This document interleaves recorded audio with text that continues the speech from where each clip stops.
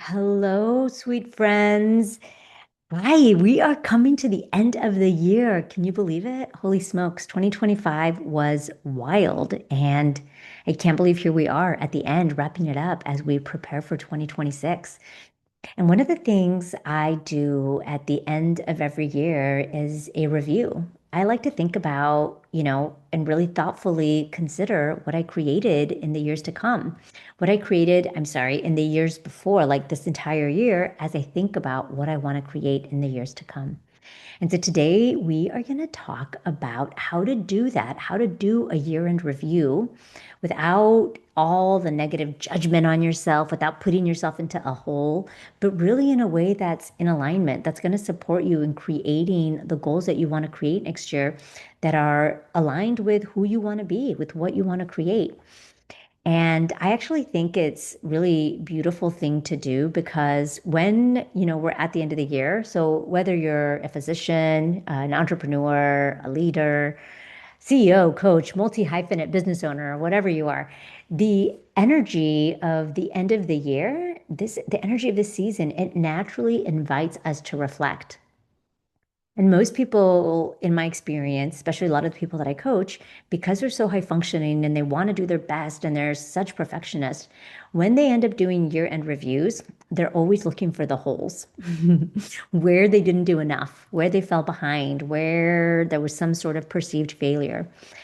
And this episode is not that. It's sort of the antidote to that because this is sort of a compassionate, neuroscience backed way that's really aligned spiritually in closing, in a way to close your year intentionally without weaponizing the past or really abandoning who you can become in the future without playing small next year. So let's talk about why even do a year-end review, and then I'm going to walk you through a process. Okay, so it's not just sort of a nice thing to do, it's really strategic. And here's why it matters. It matters because your brain craves orientation. Neuroscientists call this cognitive mapping. When we know where we are, it's easier for us to know where we want to go. When we know where we are, we can make clearer decisions, we can make more grounded decisions that are aligned with who we want to be. So doing a year-end review just allows us to put a finger on the pulse of where we are now. And the way I teach year-end reviews is you get to celebrate yourself. That is the whole purpose of a year-end review, is really to hyper focus on the gain. You may have heard me talk about the gap versus the gain. Gap versus gain is the way a lot of humans' minds kind of work when you think about like running a marathon. When you're out running, I don't know, let's say you're out training for a half marathon. Oftentimes, what ends up happening is we're doing something big like that, and all we ever think about is how much we haven't achieved yet, how much further we have to go. We never stop to look back to be like, oh my gosh, look at how far I've come. Look at everything I achieved. And what's really powerful about that is that there's been so many studies to show that when you can focus on the gain, on how much you've actually done, it fuels you. It gives you the energy you need to keep going. Instead, what most of our brains just will do automatically, reflexively, is we will look at, like if we're training for a marathon, we look at the horizon. Listen, the horizon is a point you're never going to get to, but our brain looks at that like, oh, but I'm not at the horizon yet, but I'm not there yet, but I'm not there yet. That's what the brain does reflexively. And what we get to do is we get to train our brain to think differently. It's not going to help us if we're always down on ourselves that way. That's just never going to serve us. So, what we want to do is do a year end review where we center celebration because it matters so much more than you think. It's not fluff, it's a science backed tool. There was research from a Harvard psychologist, Sean Anker. He authored this book. It's called The Happiness Advantage. And it shows us that when we focus on what's going well, our good hormones rise, like dopamine goes up. And dopamine makes it easier for us to be more creative.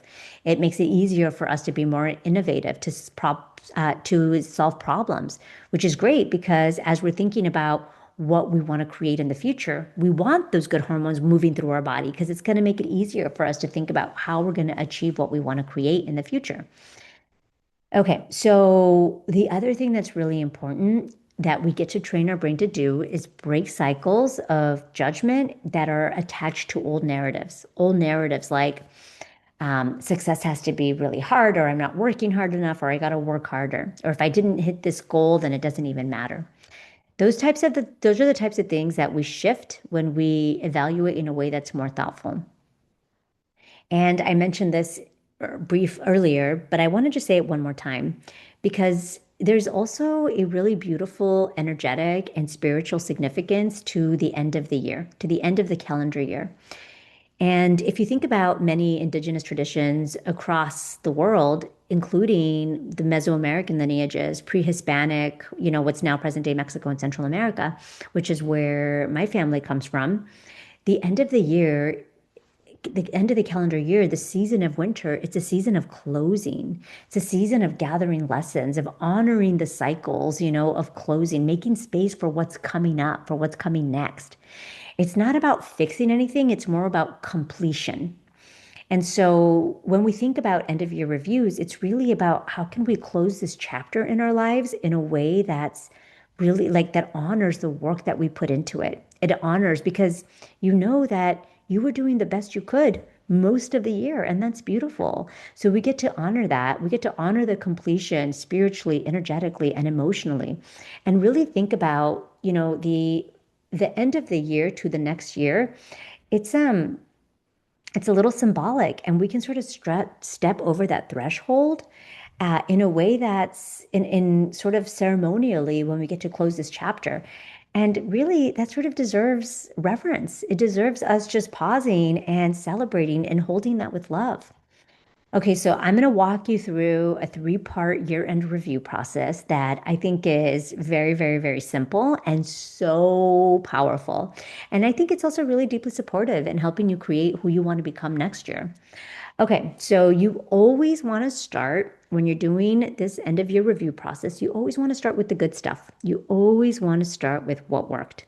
It's funny.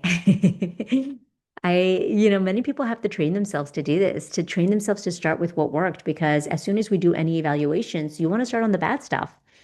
But no, you always want to start with the good stuff because, again, the brain has a negativity bias. It will always anchor on the negative stuff. And so you get to train your brain to anchor on the good stuff first. Because when you can anchor on the good stuff first, it's going to help you be more creative. It's going to help you solve problems later when you do the next stuff. And because our brain has a negativity bias and it automatically remembers the bad stuff, that stuff will get anchored in our brain and it's going to be harder if we start with the negative. So you always want to start with the positive.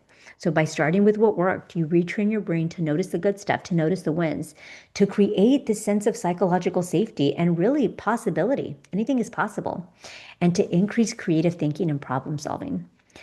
So it's not toxic positivity, my friends. This is just neuroscience. This is what we know works. When you can start with the positive, so start with what worked. Okay, so how does this look in practice?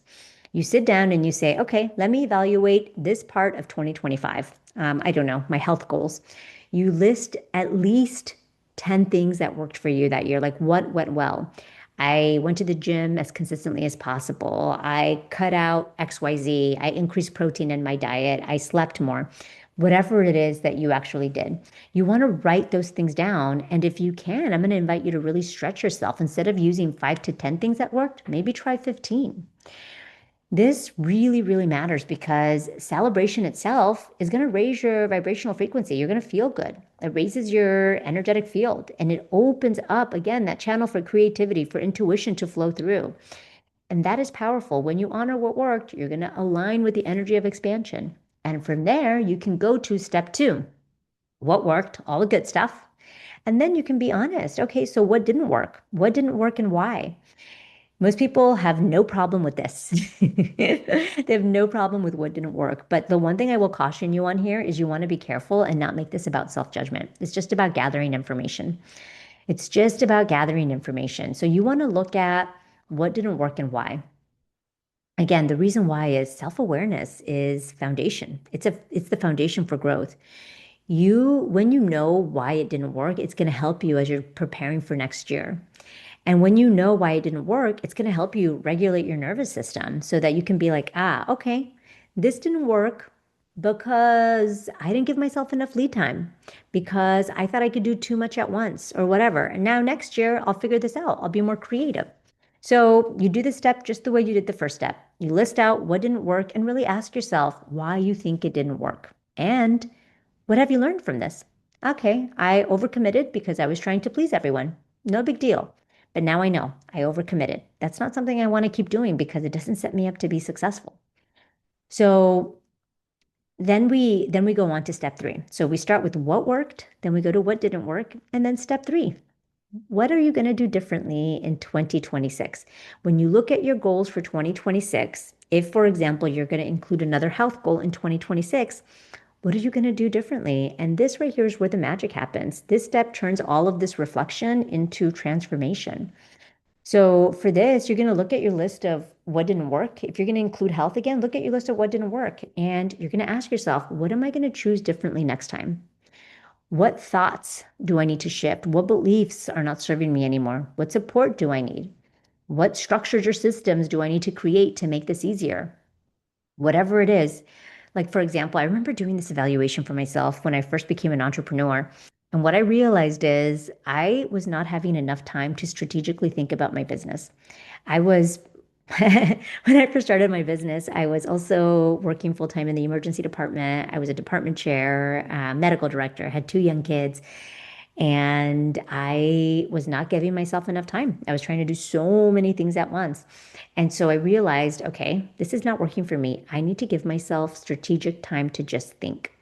So what I decided to do is I decided to commit to CEO time. So I would just mark off my calendar. It started with just like 2 hours a week of just CEO time, and then it just kept expanding.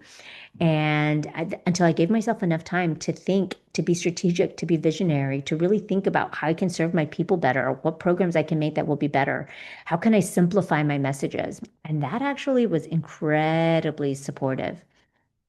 So when you can really look at what you can do differently, this right here is where your intention becomes your actions. And this is really powerful. This is exactly how you want to be doing your evaluations. Start with what worked. You tilt your brain towards positive, which helps you be more creative and innovative. Be clear and objective on what didn't work and why. What lessons did you learn? And then let yourself just, what are you going to do differently? And let the ideas flow. It's really, really powerful.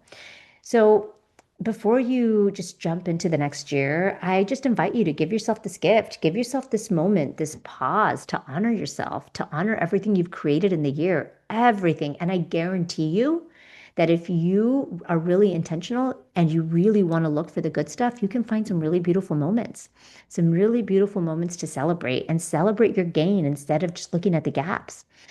That way, you can really choose your future consciously. That way, you can start 2026 with really a leg up because now you were intentional. Now you know who you want to become, what goals you want to create. And that's really beautiful. And of course, if you want support doing this, this is exactly what I do with my clients. We do really, really deep work. I bring in all of my tools. I have a long history. So I'm a master coach, and I also have a background in neuroplasticity and trauma-informed coaching. I do a lot of healing work with my clients because a lot of the times the stuff that they get to leave behind are all of those like things living in the nooks and the crannies from just stuff that we've inherited throughout our lives or that we inherited generationally or ancestrally.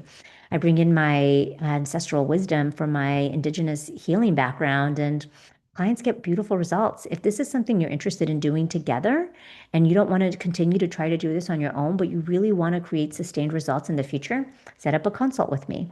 So there's a link to work with me in the show notes, and I'd love to meet you. We talk on the consult about what your problems are and how I can support you. And I am super, super clear. If I can help you, I will tell you. If I cannot help you, I will tell you that too. And I am so well connected to so many folks that if I can't help you, I can usually refer you to someone that can. All right, sweet friends, I'm wishing you all the best as you wrap up 2025. I hope that you can just really wrap it up with so much intention and love and celebrate yourself for everything you've created throughout the year. And yeah, it's exciting to know that we can step into 2026 with so much goodness and so much intention and so much purpose. All right, friends, I will see you next week.